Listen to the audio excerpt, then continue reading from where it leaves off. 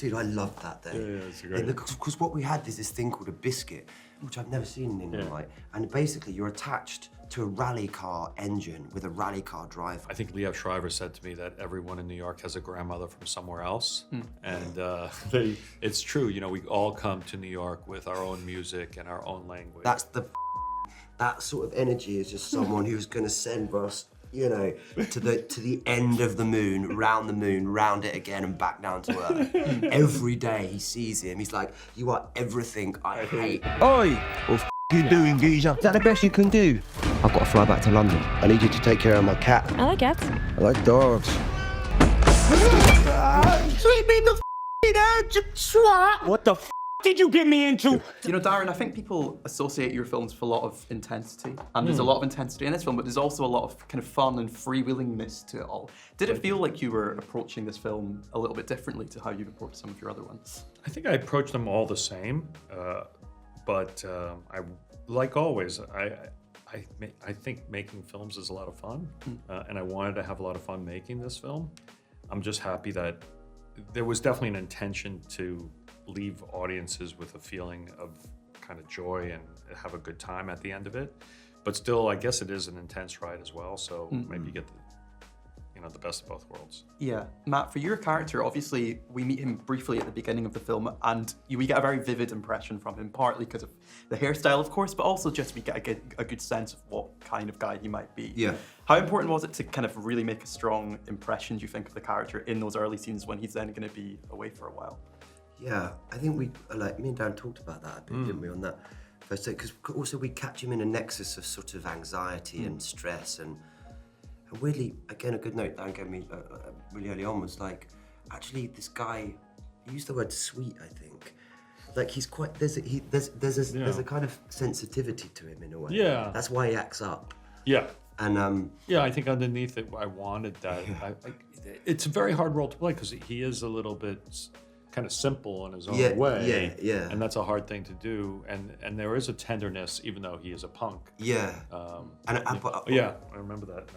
And I just love that then there's this poor guy who lives opposite. What was it, Dwayne? Dwayne. And that, you know, that sort of energy is just someone who's gonna send Russ, you know, to the end of the moon, round it again and back down to earth. Every day he sees him, he's like, you are everything I hate. Yeah, exactly. Get out of my neighborhood. Yeah.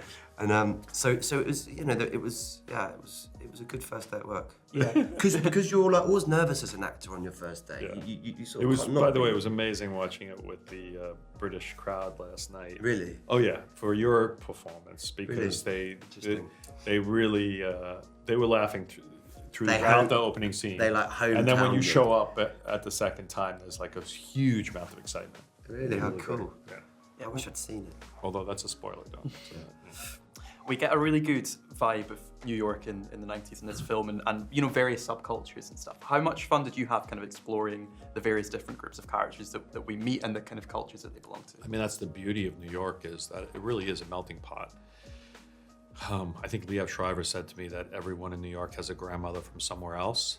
And it's true, you know, we all come to New York with our own music and our own language, but we kind of all blend together to make the New York story a reality. And that's been like it's something that people kind of aren't thinking about when they think about America, but it's like, you know, New York is a true demonstration of like America working.